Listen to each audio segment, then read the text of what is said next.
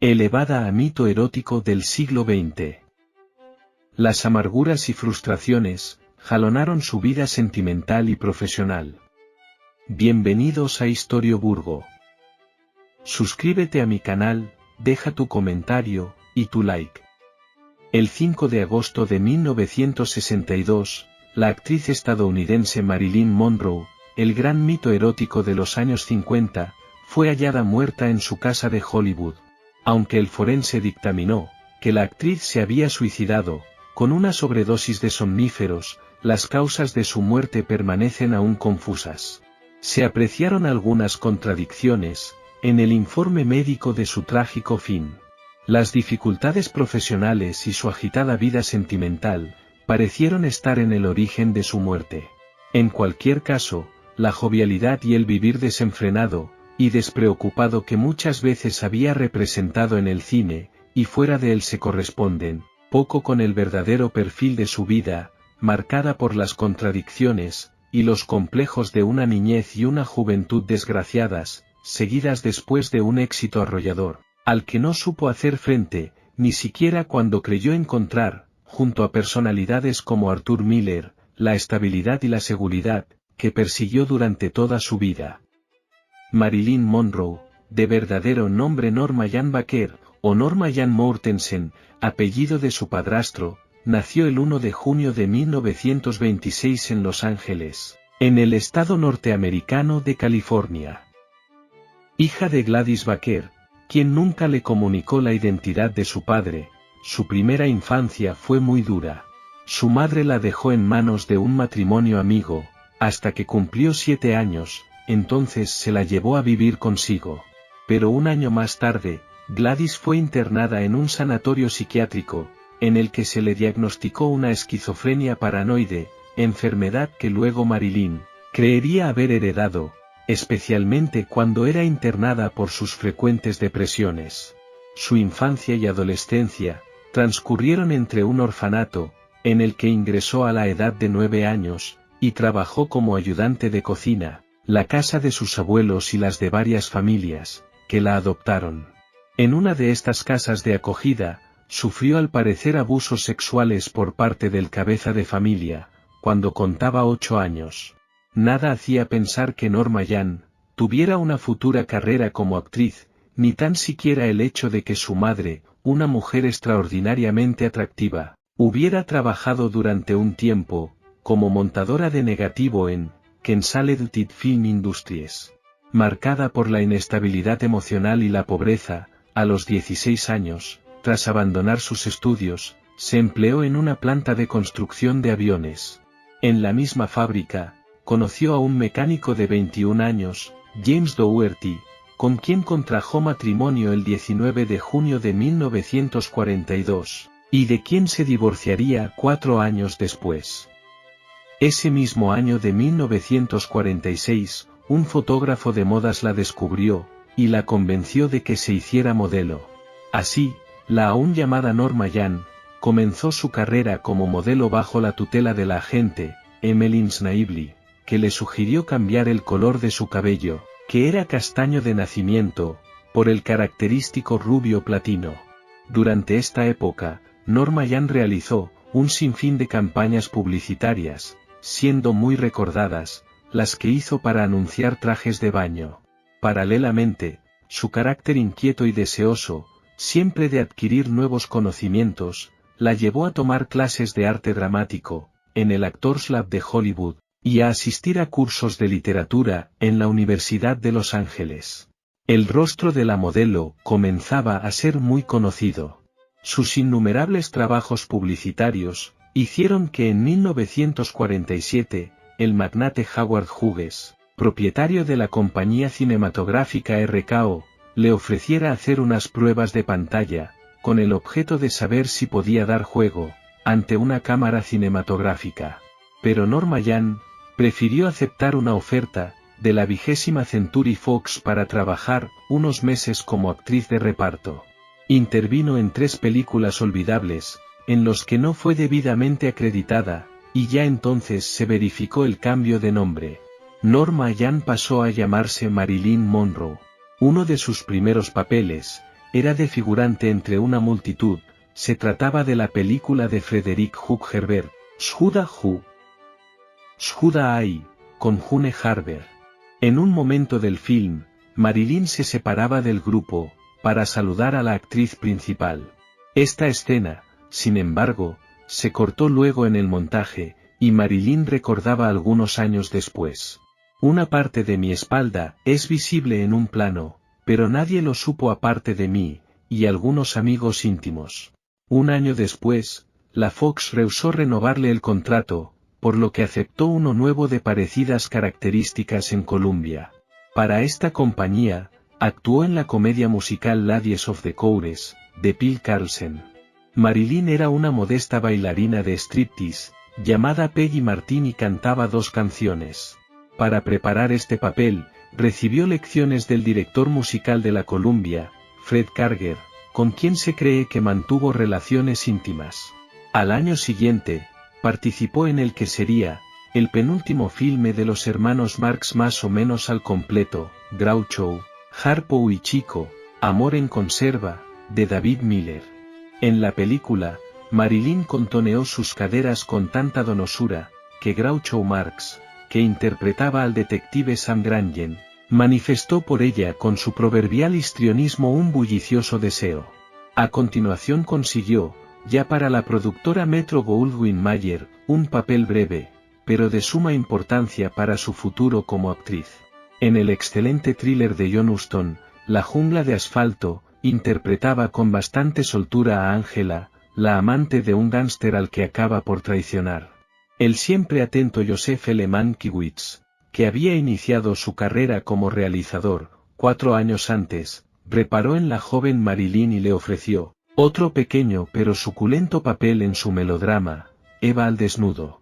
En esta película, interpretaba a una superficial aspirante actriz, en lo que podríamos calificar como uno de los primeros papeles, que respondían al estereotipo que más tarde se crearía de ella.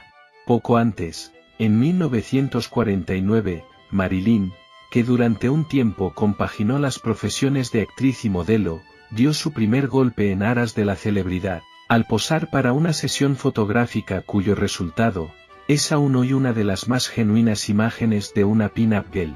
Se trata de las imágenes que muestran, en tomas cenitales a Marilyn desnuda, sobre un cubrecamas de color rojo. Algunas de las fotos aparecerían ese mismo año en un calendario, y algo después, en 1953, una de ellas sería la portada del primer número, de la famosa revista erótica Playboy. Esto, sin duda, fue un verdadero acontecimiento mediático, quizá de los primeros que pueden ser comparados a los que se dan hoy día. Mientras tanto, la actriz no abandonaba su carrera en el cine. Tras realizar algunos papeles secundarios, no demasiado destacables, en 1952 apareció en algunos títulos de cierta importancia, bien por sus directores, bien por el trabajo que desempeñó en ellos. Encuentros en la noche, de Fritz Lang. No estamos casados, de Edmund Goulding. El episodio que Henry Caster realizó para el film colectivo, 4 páginas de una vida, y la película de intriga Niebla en el alma, de Roy Ward Baker, en el que encarnó de manera muy convincente al personaje de Nell Forbes. Marilyn estuvo verdaderamente espléndida en su papel de Nell, una niñera perturbada que había intentado suicidarse en el pasado y que, desesperada y medio loca tras haber perdido a su gran amor, se disfraza ahora con las joyas de su señora, para seducir a un atractivo piloto. La niña a la que debe cuidar aquella noche, Benny, frustra sus planes, por lo que la alucinada muchacha la amenaza primero con destriparla, con tanta facilidad como a una muñeca, y luego la amordaza y la ata a la cama. En esta sádica y desquiciada relación con la pequeña, Marilyn dio muestras de una convincente crueldad que, al tiempo que desvelaba sus excelentes dotes dramáticas, tal vez le trajo a la memoria los horrores sufridos durante su propia infancia. Fue sin duda uno de los mejores papeles de su carrera. Pero el filme realmente importante de ese año, fue la comedia de enredo, Me siento rejuvenecer de Howard Hawks, el director que junto a John Huston y Billy Wilder tal vez, supo extraer lo mejor de Marilyn Monroe. En esta comedia, verdadero clásico del género escrita por Ben Hecht, Charles Lederer y Diamond, hacía el papel de una secretaria rubia y tonta, junto a dos verdaderos monstruos del género, Cary Grant y Ginger Rogers. La maestría de la puesta en escena, y la espléndida carpintería dramático-cómica de la película, era lo que estaba necesitando la carrera de Marilyn, que por fin podía demostrar su valía más allá de lo estúpido, que pudiera ser el personaje que interpretara. Además, y como se vería más adelante, fue en la comedia más o menos pura, donde la actriz dio lo mejor de sí misma. En 1953, se rodaron las 3 primeras películas, en que su contribución era importante. En primer lugar, Niágara, un filme de suspense a lo Hitchcock, que dirigió el siempre eficiente Henry Hathaway, pero que no era el tipo de producción idónea para la actriz. Mucho más relevante, ya que tal vez es el título, que marca el inicio de Marilyn Monroe, como estrella y como mito sexual, es Los caballeros las prefieren rubias, una nueva comedia, esta vez musical, de Howard Hawks.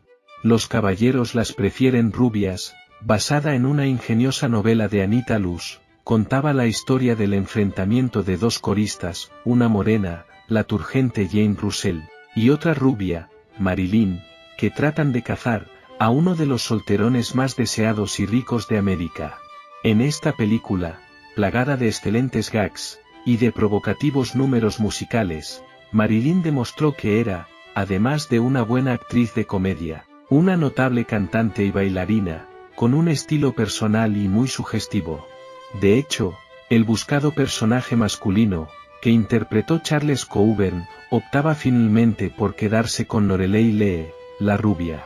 El tercer trabajo que hizo ese año, fue un filme argumentalmente bastante parecido, como Casarse con un millonario, de Jan Negulesco, en el que Marilyn y otras 2 actrices, esta vez Betty Grable y Lauren Bacall, se proponían conquistar a un millonario a toda costa. No tan exuberante, ni rotunda como la anterior, era una película que explotaba en clave de comedia, la disparidad de físicos y caracteres, de las 3 intérpretes femeninas y, por tanto, resultaba un trabajo muy a la medida, de las aptitudes de Marilyn Monroe. Como consecuencia de estos sensacionales trabajos, en 1954 le sería otorgado, el prestigioso Globo de Oro a la mejor actriz, convertida en menos de un año, en una de las estrellas más rutilantes del firmamento cinematográfico hollywoodiense. El 14 de enero de 1954, contrajo matrimonio con el mítico jugador de béisbol, Joe DiMaggio, uno de los primeros deportistas estadounidenses, cuya popularidad era comparable a la de una estrella del cine. La boda, fue uno de los acontecimientos sociales más sonados de ese año, pero solo unos meses después, el 27 de octubre, DiMaggio y Marilyn se divorciaron.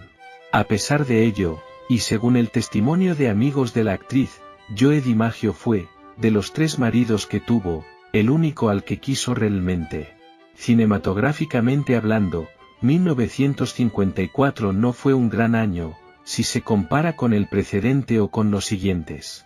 Participó en 2 títulos, el primero fue un peculiar cruce entre el melodrama y el western que dirigió Otto Preminger, Río sin retorno, un buen filme coprotagonizado con Robert Mitchum, en el que Marilyn no brilló especialmente.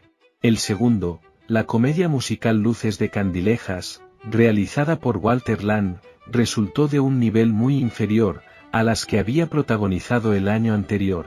Pese a los éxitos profesionales que había obtenido en poco tiempo, su vida personal no era nada satisfactoria.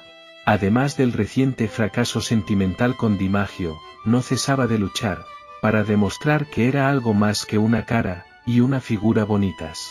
Cuanto más se convertía en una sex symbol, más intentaba no sucumbir a la conformista imagen que proyectaba. El acoso al que era sometida, por parte de los directivos de las productoras era constante. Si en sus filmes, ella atraía al hombre con su cuerpo y su inocente encanto, en la vida se jactaba de no haber aceptado nunca acostarse con los productores y jefes de los estudios, algo que a buen seguro le habría facilitado las cosas para conseguir mejores papeles, sobre todo en los inicios de su carrera. Por otra parte, su arraigado complejo de nulidad intelectual, seguramente causado por haber abandonado pronto los estudios, la llevó a nuevas actividades. En 1955, por ejemplo, acudió al prestigioso Actors Studio neoyorquino, para tomar clases con Lee Strasberg. Inducida por Strasberg, estudió el psicoanálisis, con la finalidad de conocerse más a sí misma, y hacer aflorar su potencial interpretativo. Strasberg, un hombre generoso, la trató como un padre, y le ofreció intervenir en sesiones teatrales del centro, protagonizando obras como Un tranvía llamado Deseo, de Tennessee Williams, y Anna Christie, de Eugene O'Neill. Estos detalles fueron objeto de burlas, por parte de ciertos ambientes de Hollywood, que se obstinaban en verla como una actriz, cuyo único atributo valioso era el de despertar una irrefrenable atracción en los hombres. Las dos películas en las que intervino a continuación, aunque excelentes, presentaban al personaje que debía interpretar, como alguien con más de un paralelismo, con esa otra Marilyn de la vida real. Tanto en La tentación vive arriba, de Billy Wilder, como en Bus Stop, de Joshua Logan, Marilyn ofreció dos actuaciones intachables. Pero el gran público, en lugar de cambiar la idea que tenía de la actriz, fijándose en su capacidad interpretativa, todavía la encasillaba más, debido a que eran papeles similares a la imagen, que desde los estudios se había dado de ella. La presión habitual, a la que se sometía a una gran estrella, el menosprecio que sentía que le profesaban algunos profesionales de la industria, y el descontento consigo misma no tardaron en hacer mella en Marilyn. Su comportamiento en los rodajes era cada día más problemático, con frecuentes impuntualidades, excusas para intempestivas ausencias, y malas relaciones con actores y técnicos. Por esta época, comenzó a tomarse periodos de descanso en clínicas, debido a las depresiones en que cada vez con mayor frecuencia se veía sumida. Con todo, seguía estando en el ojo del huracán, siendo el objeto preferido de la prensa, pero también ello resultaba frustrante. Aceptaba conceder una entrevista, a la espera de que algún periodista se interesara por sus inquietudes intelectuales, por lo que leía, o por el tipo de películas que le gustaría interpretar, pero lo único que encontraba sistemáticamente eran burdas cuestiones de tocador. Algunas de sus respuestas de entonces se convirtieron en célebres, como cuando aseguró que no usaba ropa interior, o que para dormir solo se ponía Chanel número 5. Así es que, inconscientemente o no, la propia Marilyn terminaba contribuyendo a consolidar la percepción que de ella tenía la gente. 1956 fue un año crucial en su vida, ya que el 29 de junio, se casó con el dramaturgo Arthur Miller, para lo que debió convertirse previamente al judaísmo. Este enlace fue más sorprendente, si cabe para el público y la prensa, que el de DiMaggio. Miller, escritor y dramaturgo serio, proveniente de la élite intelectual judía, de posiciones ideológicas abiertamente izquierdistas, se casaba con una mujer, que supuestamente era la antítesis, superficial, frívola, sin ideas propias y que aparecía habitualmente en las portadas de la prensa amarilla. Y quienes le auguraron lo peor, acertaron, ya que este tercer y último matrimonio fue un nuevo fracaso personal. La desenfadada e ingenua Marilyn Monroe no congenió con el exclusivo círculo de intelectuales neoyorquinos, en que se desenvolvía Miller, y a pesar de que no se divorciaron hasta enero de 1961, pronto se distanciaron de forma irremediable. Entretanto, Marilyn había puesto en marcha un nuevo proyecto, que causaba el recelo de los jefes de los estudios, su propia productora. Cansada del maltrato y el desprecio, en 1957 viajó a Gran Bretaña para protagonizar y producir El príncipe y la corista, nueva variación algo más dramática, Del tema de los caballeros las prefieren rubias, y como casarse con un millonario. Como director y partenaire suyo, Marilyn eligió al shakespeariano y muy británico Laurence Olivier. El rodaje fue, como venía siendo habitual, algo turbulento, con enfrentamientos con Olivier, retrasos, pastillas y alcohol. Curiosamente la crítica especializada, que ya había destacado su buen hacer como actriz dramática en Bus Stop, fue unánime al señalar que la espontaneidad y el encanto de Marilyn habían eclipsado a Olivier, aunque fue inmisericorde con la película. De regreso a Estados Unidos, volvieron a surgir los problemas, las inseguridades y los temores de Marilyn, un matrimonio que ya no funcionaba, unos estudios cada vez más refractarios a contratarla, por extraño que esto pudiera parecer, dada su inmensa popularidad, nuevas depresiones, nuevas estancias en sanatorios o clínicas de descanso, y dos nuevos factores, o cuando menos más acentuados, el consumo de alcohol y de píldoras, en especial barbitúricos.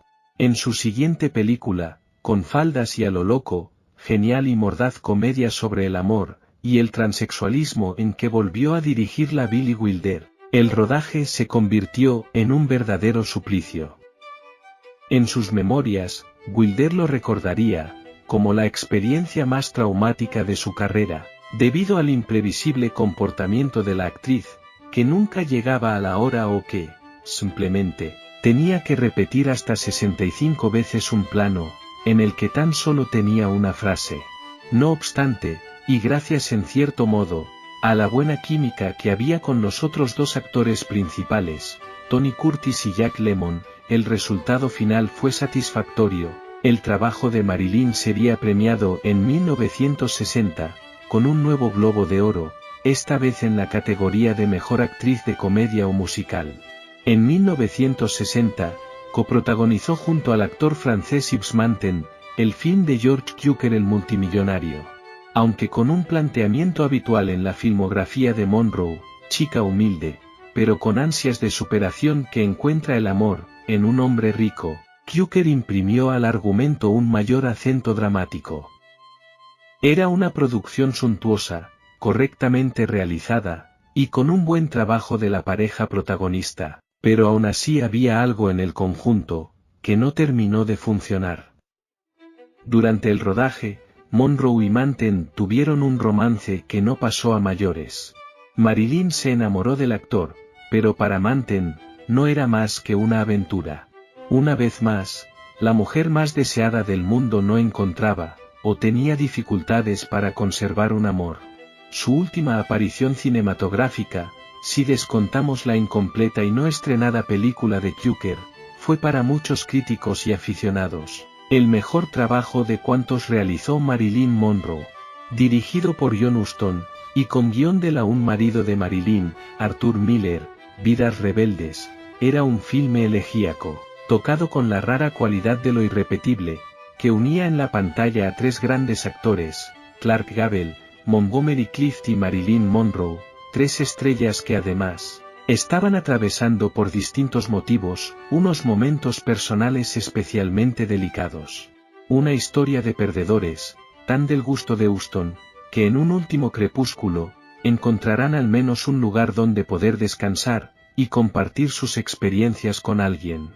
Intensa y emotiva, quizá este papel, fue el mejor regalo que pudo hacer a Marilyn Arthur Miller, de quien se divorciaría poco después, el día 21 de enero de 1961, justo una semana antes del estreno de Vidas Rebeldes.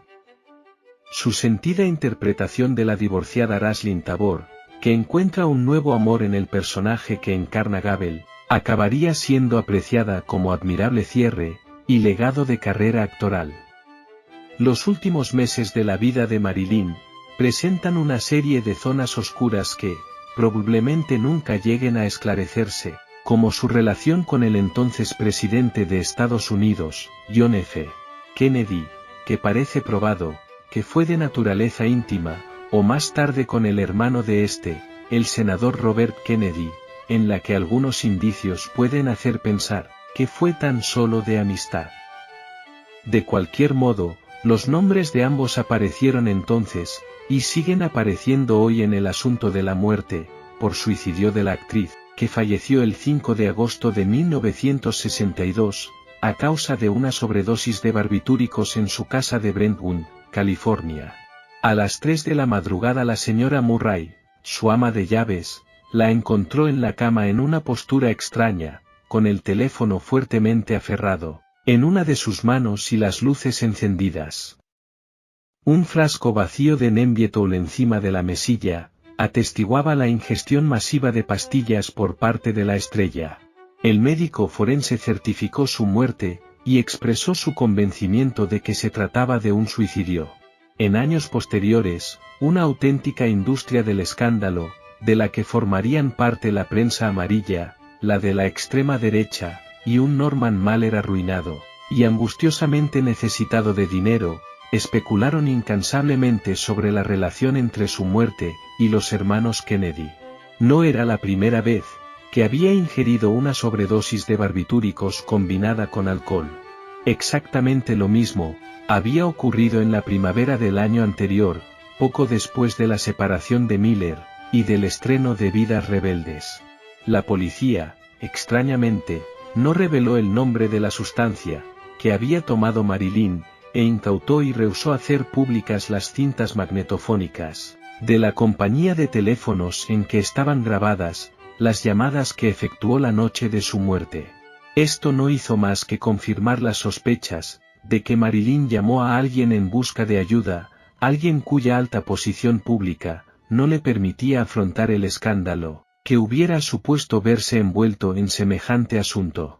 Pese a la infinidad de biografías y libros que sobre ella se han escrito, incluyendo su autobiografía, aparecida póstumamente en 1974, en los que se ha podido percibir esa otra Marilyn, que no se ajusta al tópico, aún hoy sigue apareciendo en primer lugar, o en un lugar muy destacado, en toda clase de rankings más o menos frívolos. En 1995, fue votada por los lectores de la revista inglesa Empire, como la actriz cinematográfica más sexy de todos los tiempos. La misma revista, en 1997, la situaba como la octava estrella del cine, masculina y femenina, más grande de todos los tiempos, y en 1999, la americana People Magazine, la consideraba la mujer más sexy del siglo. En definitiva, a pesar de los denodados intentos que Marilyn Monroe llevó a cabo en vida para ser considerada de manera distinta a como se la veía, difícilmente desaparecerá nunca de la imaginación colectiva, como uno de los íconos eróticos del siglo XX.